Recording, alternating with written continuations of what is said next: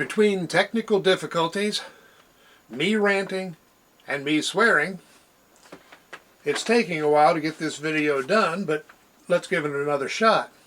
Talking about player interviews, we had Cortez Braham, Eddie Vesterinen, and Beanie Bishop. Thank goodness for Beanie Bishop because he likes to talk. And despite not very leading questions, he did give us some insight. And also, I suppose, thank goodness for Bryce Ford-Wheaton, who gave us some interesting material to work with. We'll get to that. On Braham, he did particularly mention that he's learning from Devin Carter, even though they are two different body types, because being a bigger receiver, Carter is teaching him to play big, especially how to use his body for things like blocking out. He also particularly mentioned just how different it is JUCO to Division I, Power 5. You don't beat people just because you're more talented than they are. It's technique. You have to have better technique, and that's the deciding factor. And I think that's something we haven't had with our receivers.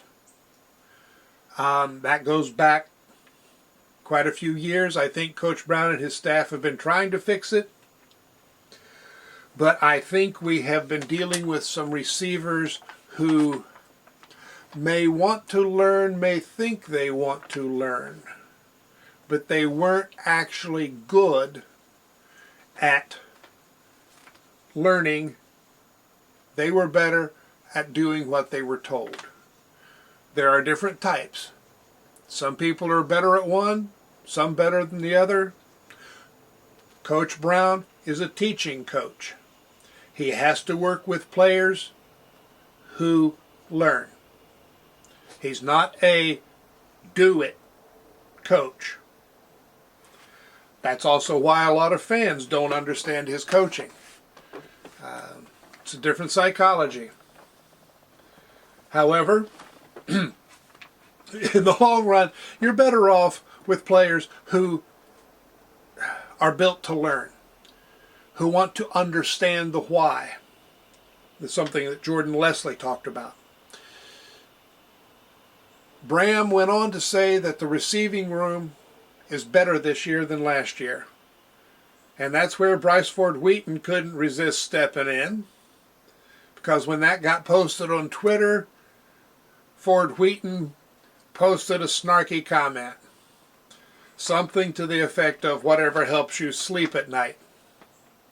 He then deleted it, but I think it tells us something more about Ford-Wheaton and maybe about why the receiving room is better this year. Mr. Potential is gone. I liked Ford-Wheaton. He always said the right things.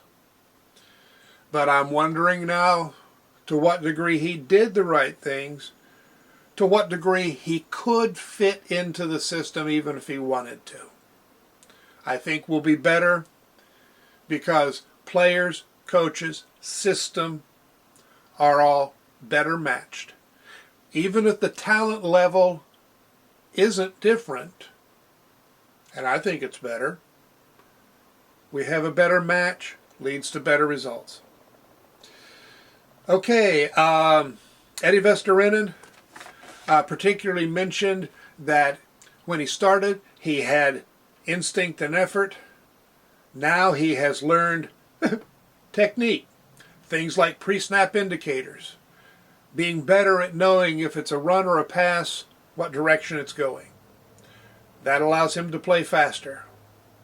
So you add that to the effort that he's already known for, and I continue to like our defensive line. Beanie Bishop is fun. I kind of wish we had him last year. Would have made a big difference. But I also think maybe his time with Minnesota is going to help us this year. He's a bit better player, and he's learned more from the various coaches. One of the things he pointed out is that having played for several different coaches, he knew what he wanted in a coach. That's part of what led him to West Virginia. As well as being closer to home, having more opportunities to play against passing teams, and an opportunity in the return game, which he seems to have expected at Minnesota and didn't get. So reports are he's doing well in the return game, and if you were wondering why he was returning, even though he didn't at Minnesota, now we know. As a leader, he wants to help guys keep their head up when they make a mistake. It's not so much about yelling at them, keeping their head up, getting them to the film room. Because you got to correct the mistake. Of course, when they get to the film room, they'll probably find Anthony Wilson there ahead of them, and he may be there still when they leave. That seems to be his MO. Effort and energy, things we've been hearing a lot about. We're hearing about them from Bishop. He says the motto is effort, aggression, together. Don't be afraid to take a shot, because your guys will be there to support you. They're swarming to the ball. We saw that actually in the spring game before Bishop was here. I think we're likely better at it now. Hopefully we'll be better at it in the games. A lot of focus on hands on the ball. Knock it down, tip it up, strip it out, pick it off. They want to be number one in getting turnovers in the country. So if you weren't happy that Neil Brown wouldn't promise a conference championship, only that we won't be last, you ought to like Beanie Bishop. Now, of course, you'll get mad if it doesn't turn out that way. That's your issue if you're that type. No rant. Nope. Particularly noted, Jacoby Spells and Anthony Wilson as guys standing out on the defense. Likes Shadon Brown because he doesn't put everybody in a box and make them play the same way. Gives a guy a chance to do things his way. If that doesn't work, he helps them figure out how to do it. And not surprisingly, a tribute to Mike Joseph. Bishop says that he has put on about 10 pounds in the short time he's been here, and that's not fat. He feels faster, and he thinks he opens up better, which I assume he's referring to his hips, and that is critical for a cornerback. So I think things are looking good. I think we're going to be ready for Penn State. I think the defense is going to be better than some people expect. Especially better. Neil Brown didn't say much at his press conference. I talked a bit about that. And now we have some people thinking that it must mean there are problems. If he didn't praise every player, there must be a problem with that player.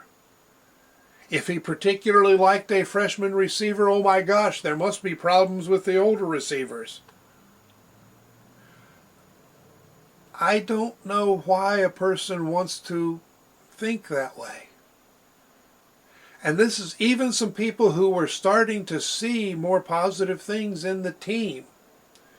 They get one little thing and they suddenly focus on it, and they have to see the negative in it all. Dang it, there's a lot of positives. All right. I will be back when there's more to talk about, whether it's the current team or an ex-teammate saying something stupid. I'll see you then. Thanks for coming by.